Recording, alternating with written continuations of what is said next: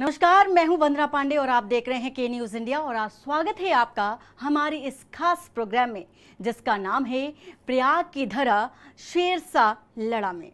1857 की प्रथम स्वतंत्रता संग्राम से लेकर 1947 की जंगे आज़ादी में प्रयागराज यानी कि पहले के इलाहाबाद की ऐतिहासिक धरोहरों का महत्वपूर्ण और अविस्मरणीय और अमूल्य योगदान रहा। यहाँ की गली गली और दरो दीवारें ब्रिटिश यातना के खिलाफ वीर सपूतों के हौसले की गवाह हैं। स्वाधीनता के लिए हुए 1857 के विद्रोह में ये पहला जिला न केवल उत्तर पश्चिम प्रांत में प्रवेश की कुंजी था, बल्कि गंगा और यमुना के संगम पर स्थित ये जनपद कूटनीतिक दृष्टि से भी काफी महत्वपूर्ण रहा। चंद्रशेखर आजाद ने अल्फ्रेड पार्क में 27 फरवरी 1931 को अंग्रेजों से लोहा लेते हुए ब्रिटिश पुलिस के नॉट बाबर और पुलिस अधिकारी विशेश्वर सिंह को घायल कर कई पुलिसजनों को मार गिराया था और अंततः खुद को गोली मारकर आजीवन आजाद रहने की कसम भी पूरी की। देखिए हमारी रिपोर्ट। भगत सिंह का अमर रहे, वंदे मातरम, वंदे मातरम।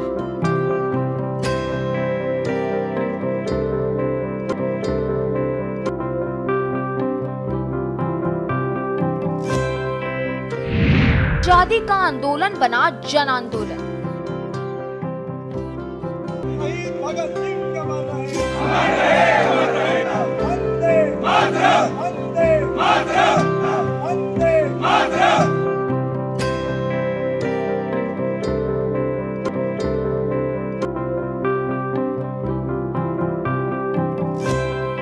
आजादी की लड़ाई में तब का इलाहाबाद और आज का प्रयागराज मजबूती से लड़ा था। इस लड़ाई की अगुवाई भी इसी शहर ने की, जिसके निशान आज भी उस दौर की यादें ताजा कर देते हैं। आजादी के इस संग्राम में इलाहाबाद को काफी मुश्किलों और चुनौतियों का सामना करना पड़ा। अंग्रेजों की यातनाओं को इलाहाबाद के वीर सपूतों ने अपने हौसले से सहा। बता दें कि शहर की कई ऐसी इमारतें हैं जो आज भी आजादी के मतवालों की शौर्य गाथा सुनाती हैं। इस शहर का नाम बदलने से इसका जज्बा नहीं बदला। इस शहर का इतिहास आज भी लोगों के अंदर जोश भर देता है। देश जब अपना स्वाधीनता दिवस मना रहा है तो इलाहाबाद की भूमिका को भी याद करने का दिन है। इस शहर में मोतीलाल नेहरू, जवाहरलाल नेहरू, राजर्षि पुरुषोत्तम दास टंडन, पंडित मदन मोहन मालवीय, शालिग्राम जायसवाल जैसे कई नाम हैं, जिन्होंने आजादी की लड़ाई के सालों तक संघर्ष किया और इस जंग में अपना सब कुछ न्यौछावर कर दिया। पुलिस मित्र जैसे कि हर बार रक्तदान करके देश की सेवा और देश के लोगों की सेवा करती आ रही है, इस बार भी हम लोगों का 15 अगस्त को एएमए कन्वेंशन हॉल में पुलिस मित्र का कैंप लग रहा है। और इस बार की हमारी थीम है कि हमारा रक्त देश के नाम, देश के शहीदों के नाम, क्योंकि रक्त एक ऐसी चीज है जो आप कहीं से भी बना नहीं सकते। हमारा मोन लोगो यही है कि आपके लिए, आपके द्वारा, क्योंकि आप दोगे तो वही हम आपको दे सकते हैं। तो रक्त के बिना बहुत सी जिंदगियां जो है खत्म हो जाती है रक्त के अभाव में, और लोगों के अंदर एक डर है कि रक्त देने से शायद हम कमजोर ना हो जाएं या हमें कोई दिक्कत ना आ जाए। तो हम लोग रक्तदान के साथ साथ अवेयरनेस भी काम भी करते हैं कि लोगों को जागरूक करें कि रक्त का दान करने से आपके शरीर पे या आपके स्वास्थ्य पे कोई हानि नहीं होगी, बल्कि आपको अनेक फायदे होते हैं। जैसे रक्तदान करके जो शरीर में कोशिकाएं होती हैं जो रक्त बनाती हैं, जब आपके शरीर में रक्त की मात्रा पूर्ण होती है वो कोशिकाएं रक्त बनाना बंद कर देती हैं। तो जैसे ही वो जो रक्त है वो आपका बासी होने लगता है और उसमें रोग प्रतिरोधक क्षमता कम हो जाती है, जिससे आप कई बीमारियों से ग्रसित हो जाते हैं। स्वतंत्रता दिवस पे भी मैं यही कहना चाहूंगा कि आज भी लोगों में रक्त को लेकर जागरूकता नहीं है, तो मेरा उनसे निवेदन है कि इस बार जो शहीद हो गए हमारे लिए, हमारी आज़ादी के लिए जो लोग शहीद हो गए, उनके नाम पे आए और भारी से भारी मात्रा में रक्तदान करके उन शहीदों को नमन करें। हर गली में जंग ए आजादी की कहानी। आपको बता दें कि क्रांतिकारियों के लिए प्रयागराज गढ़ हुआ करता था। अमर शहीद चंद्रशेखर आजाद ने लंबे समय तक यहाँ रहकर आजादी की लड़ाई के लिए संघर्ष किया। बाद में आजाद यहीं पर शहीद भी हुए।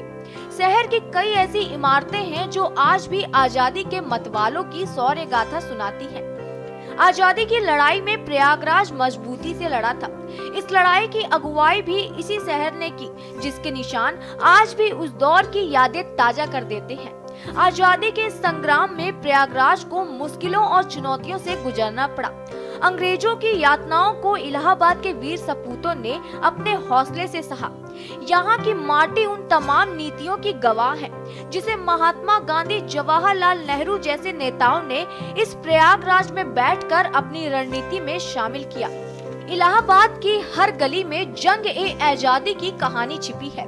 यहाँ की हर घरों की दीवारों पर आजादी की लड़ाई की दास्तान है। ये जगह क्रांतिकारियों का भी ठिकाना रही है। क्रांति की अलख जलाने वाले नायक चंद्रशेखर आजाद इसी शहर के अल्फ्रेड पार्क में शहीद हुए थे। बात 1870 की है। कोबर और गोथा के राजकुमार अल्फ्रेड ने प्रयागराज का दौरा किया। इस घटना की याद में शहर के अंग्रेजी क्वार्टर सिविल लाइंस के केंद्र में स्थित 133 एकड़ क्षेत्र में एक पार्क बनाया गया। 1931 में क्रांतिकारी स्वतंत्रता सेनानी चंद्रशेखर आजाद ने इसी पार्क में अंग्रेजों के साथ भीषण गोलीबारी की थी। 24 वर्ष की आयु में आजाद की शहादत 27 फरवरी 1931 को यही हुई थी। हम यही कहना चाहेंगे कि हम बहुत उत्साहित हैं और हम चाहते हैं कि हमारा देश ऐसे प्रगति की राह पर बढ़ता रहे और जन समाज का उत्थान करें। क्या करते हो जी, मैं तो अभी तो मेरा MSc कंप्लीट हुआ है, MSc मैथमेटिक्स, और इसके बाद हम PhD करने जा रहे हैं। जी, तो आगे भविष्य में क्या आप बनना चाहते हैं? जी, मैं तो प्रोफेसर बनना चाहूँगा, क्योंकि मैंने बहुत सारी समस्याएं एज ए स्टूडेंट देखी और चाहूँगा कि जो मेरे स्टूडेंट्स हैं उनको ऐसा समस्याएं ना हो। तो स्वतंत्रता दिवस जो आ रहा है, 78वां जो स्वतंत्रता दिवस है, इसको लेकर के आप पूरा देश जो है समय पूरे तरीके से जो खुशी के माहौल में डूबा हुआ है, तो इसको लेकर के आप क्या करेंगे? मैं भी एकदम उत्साहित हूँ स्वतंत्रता दिवस को लेकर, और मैं तो हमेशा मेरी यही कामना है कि देश के लोग एक तरह से देश के प्रति अपने कर्तव्यों का पालन करते रहें और हमारी सरकार भी जो है नागरिकों के प्रति अपने कर्तव्य का पालन करे और हमारा देश ऐसे आगे बढ़ता है। आजाद पार्क का इतिहास। प्रयागराज आजाद पार्क का नाम भारतीय स्वतंत्रता आंदोलन के महानायक चंद्रशेखर आजाद के नाम पर रखा गया है। यह एक महत्वपूर्ण पार्क है। इस पार्क का इतिहास महत्वपूर्ण है क्योंकि यह भारतीय स्वतंत्रता आंदोलन के दौरान एक प्रमुख स्थान रहा है। प्रयागराज आजाद पार्क की स्थापना भारतीय स्वतंत्रता संग्राम के दौरान हुई। इसे 1947 में बनाया गया था। इस पार्क का नाम महानायक चंद्रशेखर आजाद के नाम पर रखा गया था। आजाद पार्क में आंदोलनकारियों ने अंग्रेजी सरकार के खिलाफ विरोध प्रदर्शन और सत्याग्रह किए थे।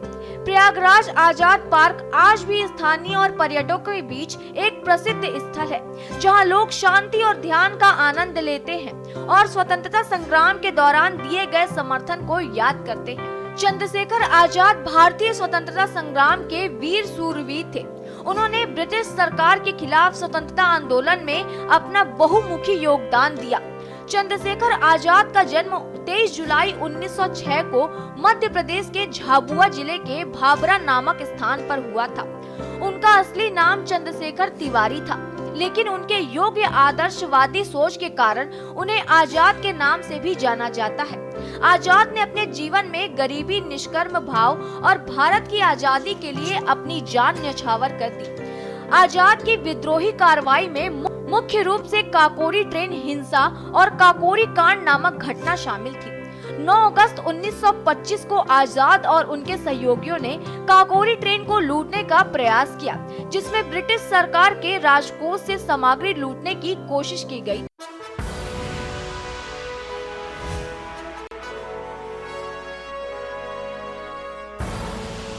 आप देख रहे हैं के न्यूज खबरों का।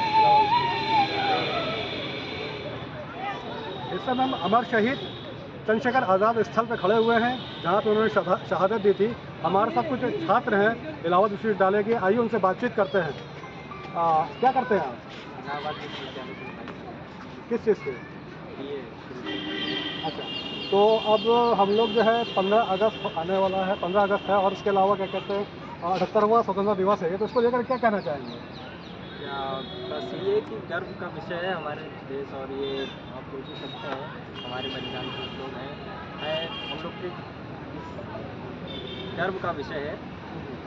क्या करते हैं पढ़ाई में? अब आप लोग किस स्ट्रीम में पढ़ाई कर रहे हैं? हम ये ग्रेजुएशन कर रहे हैं। इसके आगे क्या किस चीज़ की तैयारी कर रहे हैं? Civil service. तो 78वें स्वतंत्रता दिवस पे आप क्या कहना चाहेंगे? गर्व का विषय है आप लोगों के सबके लिए। आप लोग यूथ हैं, भविष्य है देश का, और आगे चल के आप ही लोगों के कंधों पे देश चलेगा। तो हमारे वीर शहीद लोगों ने जो क्रांतिकारी ने अपनी शहादत दी है और जो हम लोग स्वतंत्रता दिलाई है, इसको लेकर के आपके गर्व पे अनुभूति है आप लोगों को? मुझे तो बहुत ज़्यादा प्राउड हो रहा है।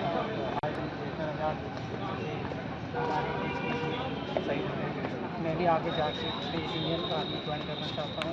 और मैं भी इलाहाबाद यूनिवर्सिटी का स्टूडेंट हूँ, तो BA सेकेंड ईयर में, और आगे जाके मैं भी इन्हीं की तरफ इन्हीं के कदमों पे चलना चाहता हूँ। तो ये हमारे साथ यूथ इलाहाबाद यूनिवर्सिटी से पढ़ाई कर रहे हैं ये लोग, और इन लोग की बहुत बड़ी बात उन्होंने कही।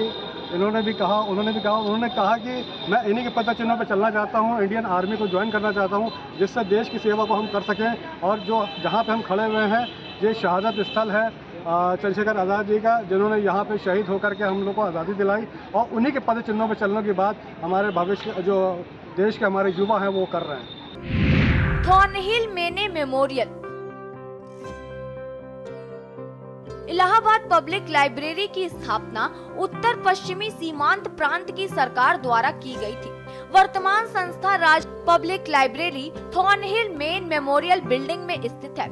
इसे CB थॉर्नहिल और FO मेने की स्मृति में उनकी स्थायी मित्रता और विद्वता के मूल्यों के प्रति समर्पण के प्रमाण के रूप में बनाया गया था। पुस्तकालय में हिंदी, अंग्रेजी, संस्कृत, उर्दू, अरबी, फारसी, बांग्ला और फ्रेंच में पुस्तकों, पत्रिकाओं, समाचार पत्रों, राजपत्र और अन्य पठन सामग्री की विस्तृत श्रृंखला उपलब्ध है।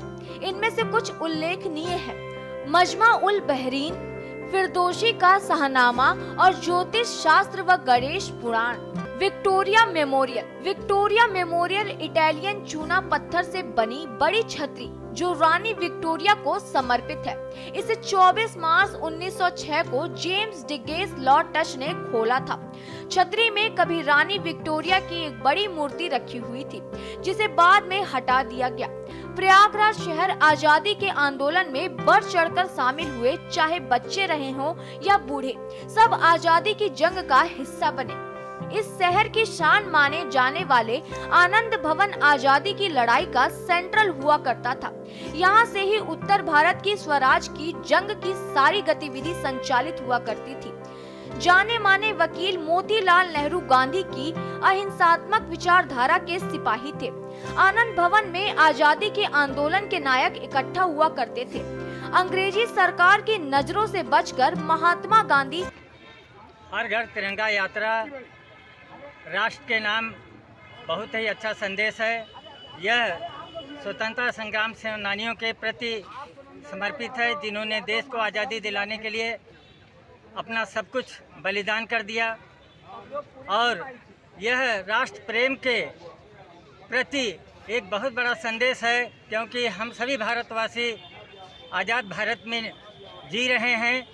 और आप सबको पता है कि यह आज़ादी कितने अमर शहीदों के स्वतंत्रता संग्राम सेनानियों के बलिदान देने के बाद प्राप्त हुई है। इस आज़ादी को हमें अक्षुण्ण बनाए रखना चाहिए।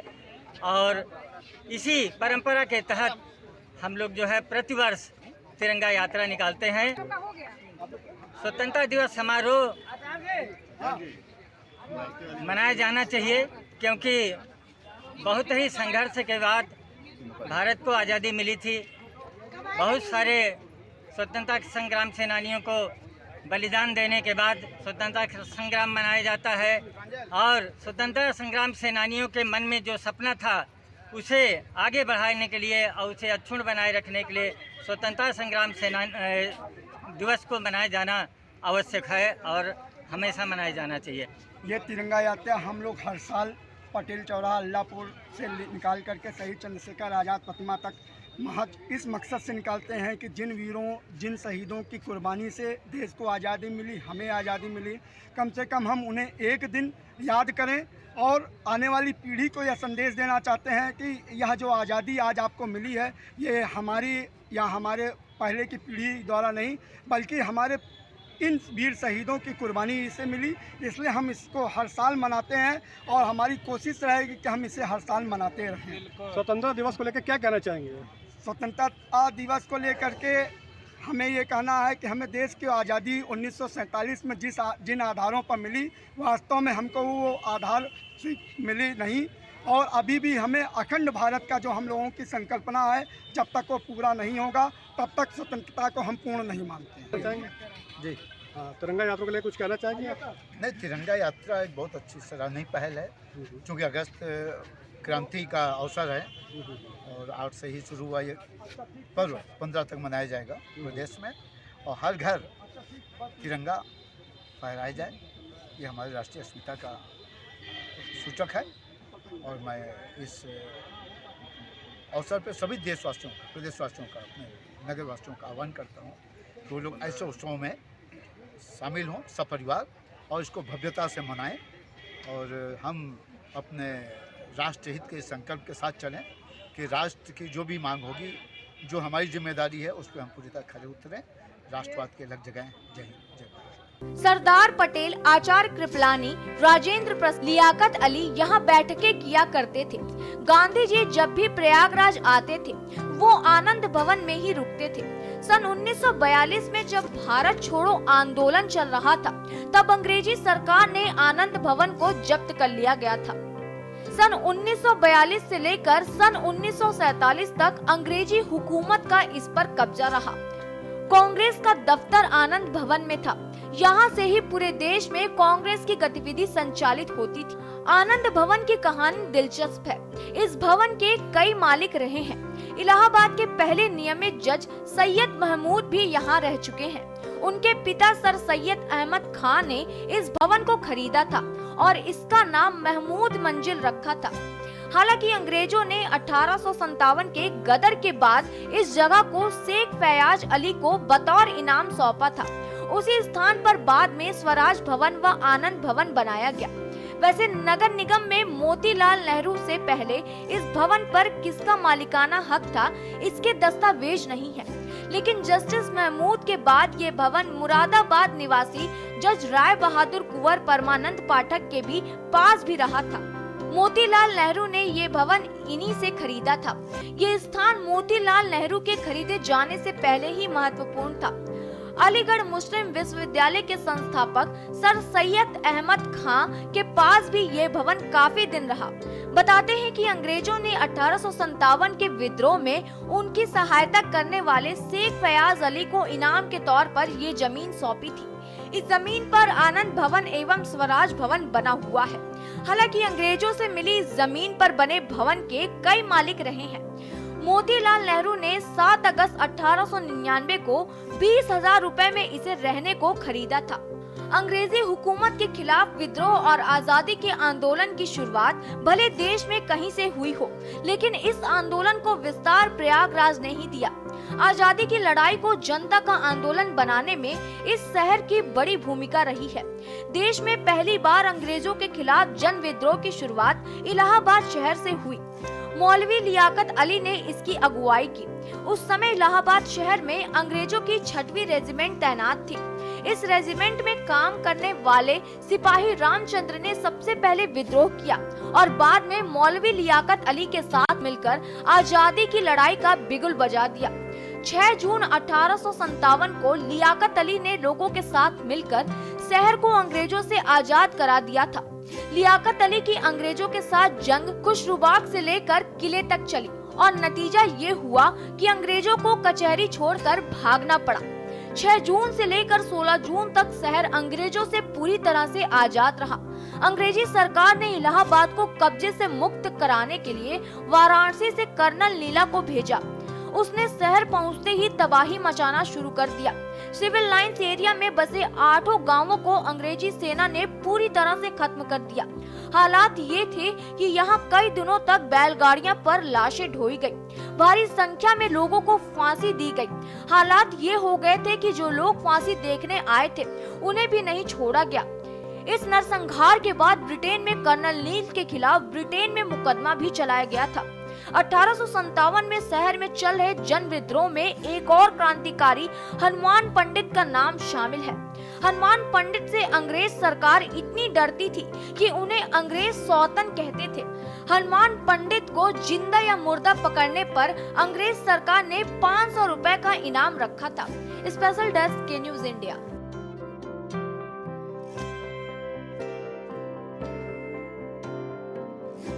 हमारी इस खास पेशकश में बस इतना ही। बाकी की खबरों के लिए बने रहिए आप के न्यूज इंडिया के साथ। नमस्कार। के न्यूज परिवार की तरफ से सभी दर्शकों को स्वतंत्रता दिवस की